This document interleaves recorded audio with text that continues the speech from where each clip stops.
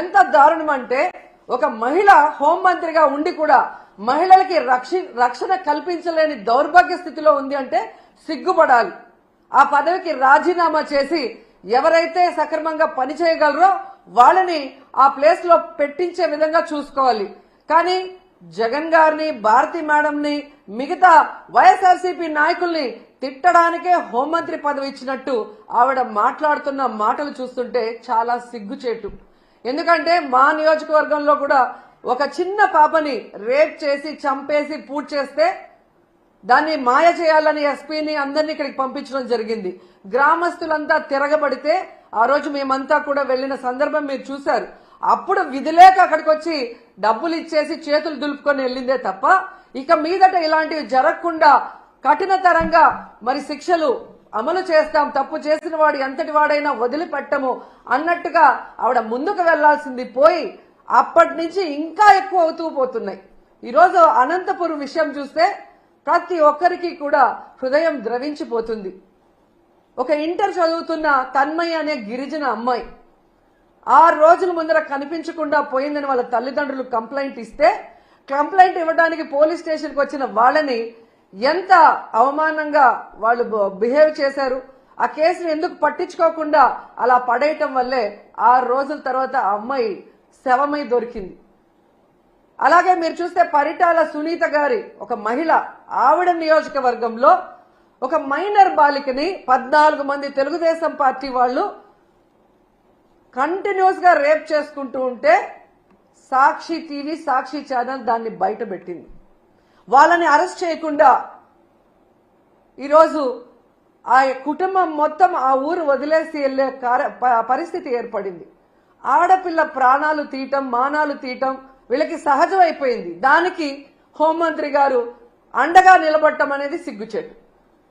ఇవన్నీ జరుగుతుంటే ఎక్కడ తమ తప్పులు బయటపడతాయో అని ఈరోజు వాళ్ళు చేస్తున్న డైవర్షన్ పాలిటిక్స్ మనం ఒకసారి గమనించాలి.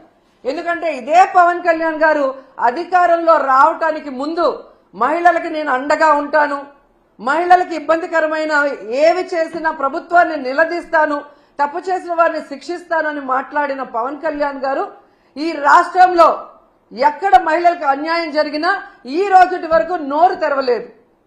తప్పు చేసిన వాడిని శిక్షించమని ప్రభుత్వం మీద ఒత్తిడి తీసుకురాలేదు.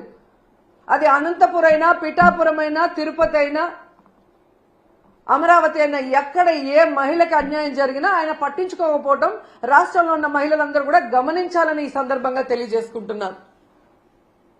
హోంమంత్రి గారుగా తన అధికారాన్ని ఉపయోగించి ఆడవాళ్ళని కాపాడాల్సిన అనిత గారేమో నా దగ్గర లాఠీ ఉందా, నా భుజాన గన్నుందా, నేనేం చేయగలను మాట్లాడిన గొప్ప వ్యక్తి.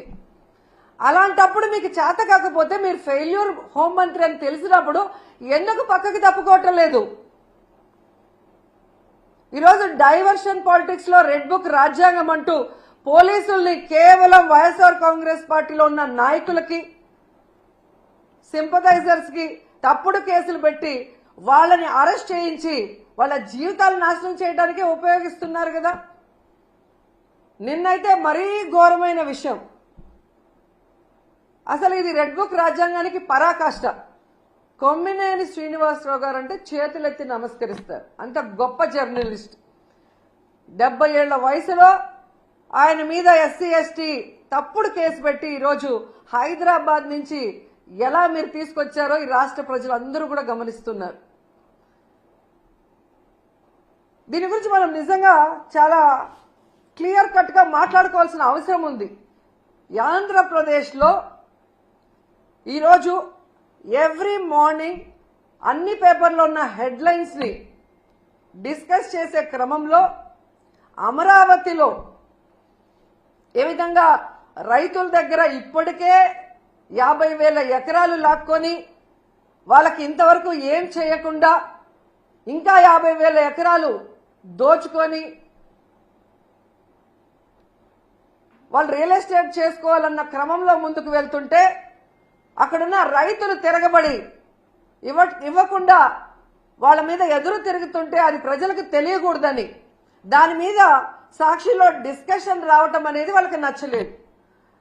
ఇక్కడ ఇంకొకటి ఏంటంటే ఆ డిస్కషన్ లో ఒక జర్నలిస్ట్ డిస్కషన్ కు వచ్చిన ఒక జర్నలిస్టు ఒక మాట ఏదో మాట్లాడారని దాన్ని ఆ క్షణంలోనే కొమ్మినేని గారు ఖండించారు. నాకు తెలిసి ఆయన డిస్కషన్స్ లో ఎప్పుడూ కూడా ఎవరూ కూడా తప్పుగా మాట్లాడితే ఆయన ఒప్పుకోరు, వెంటనే ఖండిస్తారు. అలాంటి గొప్ప వ్యక్తిని ఈరోజు ఎవరో మాట్లాడిన దానికి తన తప్పు చేయకపోయినా క్షమాపణ కోరిన కొమ్మినేని శ్రీనివాస్ గారిని అరెస్ట్ చేసి సంబంధమే లేకుండా ఎస్సీ ఎస్టీ కేసు పెట్టి ఈరోజు జగన్ గారు భారతమ్మ క్షమాపణ చెప్పాలి అని చంద్రబాబు నాయుడు, లోకేష్, హోంమంత్రి అనిత గారు డిమాండ్ చేయడం చూస్తుంటే ఈ రాష్ట్ర ప్రజలకి నవ్వాలా ఏడవాలా అర్థం కాలేదు. ఈరోజు నేను సూటిగా ప్రశ్నిస్తున్నా చంద్రబాబు నాయుడు గారిని, అనిత గారిని, లోకేష్ గారిని, క్షమాపణ అంటూ చెప్పాల్సి వస్తే అది మొదట ఎవరు చెప్పాలో తెలుసా? కోడలు మగబిడ్డని కంటే అత్త సంతోషించదని ఆడవాళ్ల పుట్టుకనే అవమానించిన చంద్రబాబు నాయుడు ముందు క్షమాపణ చెప్పాలి. ఆడపిల్ల కనిపిస్తే ముద్దు పెట్టాలి లేదా కడుపైనా చేయాలి అన్న బాలకృష్ణ గారు క్షమాపణ చెప్పాలి.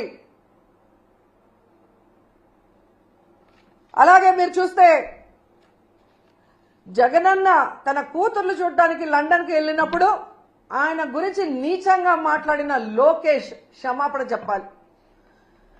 అలాగే భారతమ్మ విజయమ్మ గురించి నిన్న ఎంత ఘోరంగా మాట్లాడారో మీరు చూశారు అనిత గారు, ఆవిడ క్షమాపణ చెప్పాలి. అలాగే నన్ను బండారు సత్యనారాయణ ద్వారా ఎంత దారుణంగా ఎంత బూతులతో మాట్లాడించారో దానికి బండారు సత్యనారాయణ మాట్లాడించిన చంద్రబాబు నాయుడు, లోకేష్ క్షమాపణ చెప్పాలి. అలాగే మీరు చూస్తే ఆఫీసర్స్ ని గతంలో హోమ్ మినిస్టర్ గా చేసిన సుచరిత గారిని, అలాగే నన్ను చాలా వల్గర్ గా మాట్లాడిన ఇప్పటి స్పీకర్ బండారు సత్యనారాయణ గారు క్షమాపణ చెప్పాలి. అలాగే ఈ మధ్య కాలంలో టీడీపీ ఆఫీస్ నుంచి ఒక సైకో చేబ్రోల్ కిరణ్ అనేవాడు భారతీ మేడం ని ఎంత అసభ్యంగా మాట్లాడారో మీరు అందరూ కూడా గమనించారు. మరి టీడీపీ ఆఫీసులో అతనితో మాట్లాడించిన చంద్రబాబు నాయుడిని, లోకేష్ ని క్షమాపణ చెప్పాలి. వాళ్ళ మీద కేసులు కూడా పెట్టాలి అంత ఘోరంగా మాట్లాడినందుకు. నిన్న మీరు చూస్తే మూర్తి గారి డిబేట్ లో సంబంధమే లేకుండా రేణుకా చౌదరి గారు ఎంత అడ్డదిడ్డంగా మాట్లాడుతుందో మనం గమనించాం. మరి ఆవిడ మీద ఎందుకు కేసు పెట్టలేదు? మూర్తి గారి మీద ఎందుకు కేసు పెట్టలేదు? ఎందుకు బిఆర్ నాయుడు గారు క్షమాపణ చెప్పలేదని నేను అడుగుతున్నాను.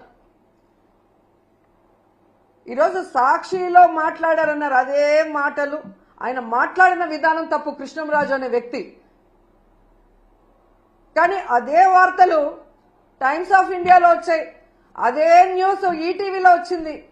మరి వాళ్ళ ఆఫీసుల మీద ఎందుకు దాడులు జరగలేదు? వాళ్ళ మీద ఎందుకు కేసులు పెట్టలేదు? కేవలం సాక్షి మీద ఎందుకు దాడులు చేస్తున్నారు? అలాగే ఎందుకు సాక్షిలో మాత్రమే ఈరోజు కొమ్మినేని గారి మీద తప్పుడు కేసు పెట్టి అరెస్ట్ చేశారని నేను అడుగుతున్నాను. ఎందుకంటే కొమ్మినేని గారి మీద ఎప్పటి నుంచో లోకేష్ కి, చంద్రబాబు నాయుడుకి కక్ష. గతంలో అమరావతి భూములు, 3 పంటల భూములు దోచుకొని రియల్ ఎస్టేట్